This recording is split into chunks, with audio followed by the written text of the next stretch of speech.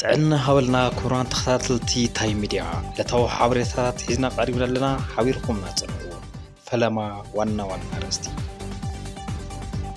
ኣብ ክልል ኣምሓራ ፋኖ ኣብ ዝርከበሉ ቦታ ብኸቢድ መሳርያ ዝተሓገዘ ተኹሲ ተኸፊቱ ውግእ ከም ተኻየደ ተሓቢሩ አቶ እስክንድር ነጋ ንሕና ኣመራርሓ ተወቀስቲ ክገብረና እዩ ዝበልዎ ዝቐረቡ እንትኾን ካሊእ ኣመራርሓ ፋኖ ኣስረስ ኣስመረ ብወገኑ ተሰቃቂ ፍጻመ መልኪቱ ኣብ ዝተሓላለፈ መልእኽቲ ስርዓት አሸባሪ እንብሎ በዚ መሰል ምክንያት እዩ ክብል እንትገልጽ ካብ ክልኻል ኢትዮጵያ ዝወፀ መግለጺ ድማ ርእሲ ሕማም ኮይንናዮም ኢና ኢሉ ኣሎ ብዝርዝር ክንሪኦ ይኸውን። ቀዳማይ ሚኒስትር አብይ አሕመድ ዝተሳተፈሉ ናይ ቢልዮን ብር ምዝበራ ተሳተፍቲ ንዝኾኑ ካልኦት ሰበስልጣናት ምእሳሮምን ምብራሮምን ዝፍለጥ እዩ። ነዚ ስዒቡ ሓደሽ ሰበስልጣናት ምሻሞም እቲ ፍጻመ ሓቂ ከም ዝኾነ መረጋገፂ ኮይኑ ኣሎ ብጥልቀት ክንምልከት ኢና። ካቢኔ ግዝያዊ ምምሕዳር ኣብ ዙርያ ሰራዊት ትግራይ ድሂቡ ህፁፅ ስብሰባ ከም ዘካየደ ተገሊጹ። እዚ ከምዚ እንከሎ ኣባላት ሰራዊት ሳልሳይ መዓልቲ መንገዲ ዓፂዮም ዝውዓልዎም ቦታታት ከም ዘለው ተሓቢሩ ብዝርዝር ተሰሚዑኹም። ጀነራል አልቡርሃን ካይሮ ኣትዮም እዚ ኮይኑ ዘሎ ድማ ብኣማካሪኦም ኣቢሎም ህዳሰ ግድብ ጉዳይ ሞትን ሕየትን እዩ ድሕሪ ምባሎም እዩ። እዚኦምን ካልኦትን ክትሰሚዑኹም ሓቢርኩም ናጽንዑ።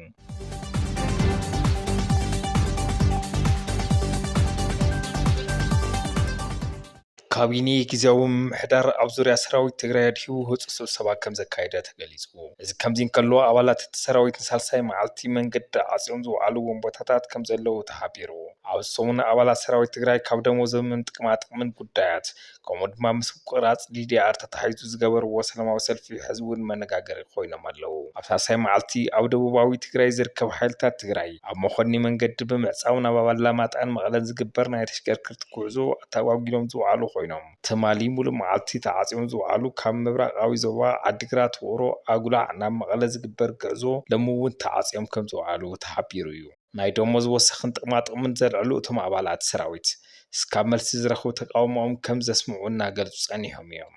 ኣብ ዝተፈላለዩ ቦታታት ዝርከብ ኣመሓደርቲ መንገዲ ዝተዓፀወ ከባብታት ንከዘራርቡ ፈተነ ዋላ ተገበሩ ካብ ፕሬዝዳንት ዝተለኣኸ ወፃኢ ኣይነዘራርብን ምባሎም ክሳኻዕ ኣይከኣልን። ዝኾነ ኮይኑ ናይ ፕሬዝዳንት ጽሕፈት ቤት ኣብ ዘውፅኦ ሓበሬታ ሕቶ ኣባላት ሰራዊት ግቡእ እዩ ዝበለ ኮይኑ ዓቕሚ ትግራይ ብዝፈቅዶ ልክዕ ሕቶ ሰራዊት ምምላስ ከም ዝፍትን ገሊጹ። ሎሚ ድማ ግዝያዊ ምምሕዳር ትግራይ ኣብ ሕቶታት ሰራዊት ትግራይ ድሂሞም ህፁፅ ኣኼባ ከም ዝገበሩ ዝተገለጸ ኮይኑ ቤት ጽሕፈት ኮሙኒኬሽን ኣብ ዘውፅኦ ሓበሬታ ካቢኔ መንግስቲ ትግራይ ኣብ ጉዳይ ተጠቃሚነት ሰራዊት ጥቅምቲ 5 ኣኼባ ገይሩ ኣሎ። በዚ መሰረት ድማ ቅድሚ ሕዚ ኣብ ምድላው ዝነበረ ናይ ሰራዊት ትግራይ ተጠቃሚነት ዘረጋግጽ ረቂቅ ደንቢ ናብ ዝምልከቶም ኣካላት ከም ዝተለኣኸ ተሓቢሩ። ካቢኔ ናይ ኣባላት ሰራዊት ዘልዕልዎ ናይ ደሞዝ ጥቅማጥቅሚ መሬትን ሕቶ ክምልስ ዘኽእል መምርሒን ምውፃእ ተዳሊና ክብል ይፋ ገይሩ ኣሎ።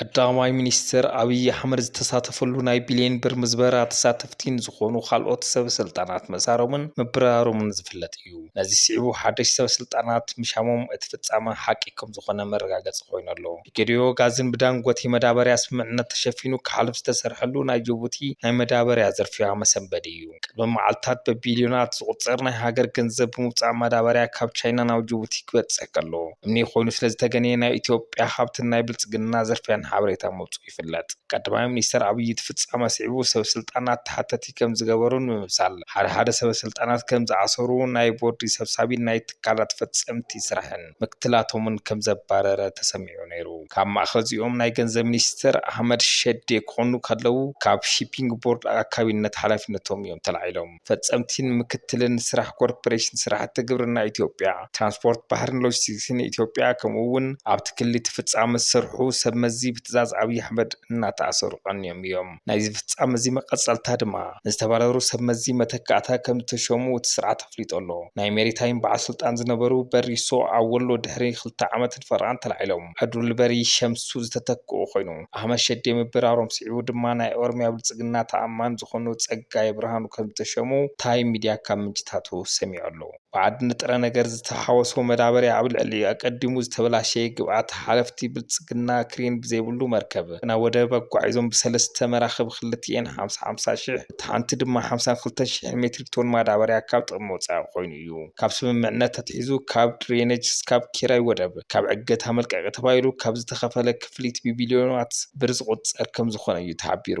እዚ ኩሉ ወፍሪ ግን ብትእዛዝ ኣብይ ኣሕመድ እዩ ዝንቀሳቐስ ነይሩ።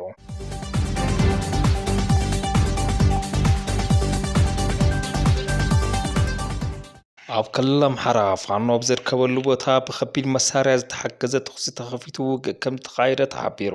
ኣቶ እስክንድር ነጋ ንሕና ኣመራርሓ ተወቀስቲ ክገብረና እዩ ዝበልዎ ዘቕረቡ እንትኾኑ ካሊእ ኣመራርሓ ፋኖ ኣስረስ ኣስማረ ብወገኑ እቲ ኣሰቃቂ ፍጻመ ምልኪቱ ኣብ ዘተሓላለፎ መልእኽቲ እቲ ስርዓት ኣሸባሪ ንብሎ በዚ መሰል ምኽንያት እዩ ክብል እንትገልጽ ካብ ወገን ምክልኻል ኢትዮጵያ ዝወፀ መግለፂ ድማ ርእሰ ሕማም ኮይና እዮም ኢና ኢሉ ኣሎ።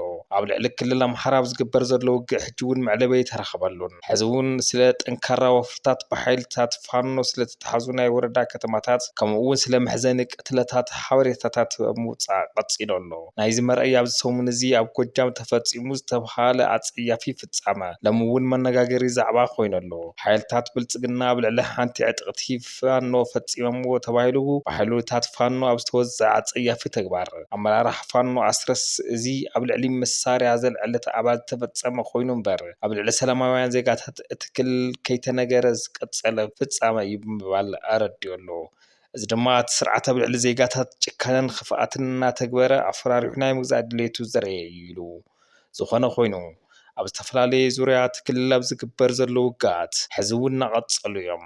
ሓይልታት ፋኖ ምስ ሓይልታት ጸጥታ መንግስቲ ብርቱዕ ውግእ ገይሮም ኣቲና ካብ ዝበልውን ከተማታት ውሽጢ ኣብ ቀጠና ወሎ ካብ መካነ ሰላም ብዙሕ ከይረሓቐ ገነት ትጥቀስ እንጨቆረር እውን ከምኡ ኣብ ሰሜን ሸዋ ዞን ኣብ ከተማታት ሞረድ ጆሎ ጁሁር ብወገን ቀጠና ወሎ ድማ ደሳሎ ወታደራዊ ካምፕ ዝተፈጸሙ መጥቃዕትታት ናይቲ ዝቕጽል ዘሎ ኩናት ትሕድ መገለፂታት እዮም። ኣብቲ ዕለት ትሕዝቶ ዓብዪ ዝተባሃለ ወፍሪ ዝተገበረ ከዓ ማእኸላዊ ጎንደር ኣላፋ ዳጎሳ ቀጠና እዩ። ትማሊ ኣመራርሓ ክፍልታት ፋኖ ኣኼባ ኣካይዶም ተባሂሉ ዝተፈነወ ሓበሬታ ስዒቡ መንግስቲ ብልጽግና እዚ ተፈጺሙ ኢሉ ኣብ ዝገመቶ ቀጠና ደልጊ እዩ ሰፊሕ ወፍሪ ዝኸፈተ።